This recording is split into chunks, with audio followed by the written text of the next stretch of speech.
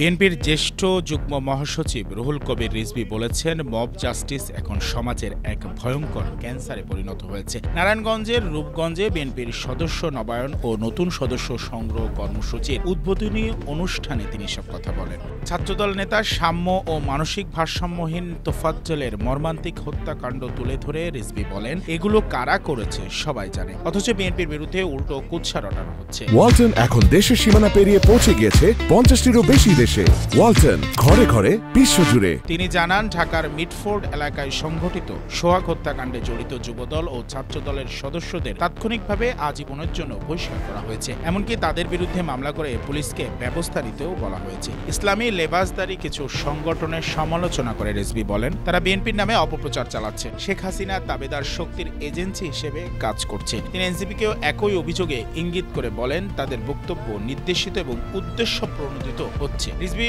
আরো বলেন, বিএনপি অপরাধীদের আশ্রয় দেয় না, বরং প্রমাণ পেলে সঙ্গে সঙ্গে বহিষ্কার এবং আইনগত ব্যবস্থা গ্রহণ করে।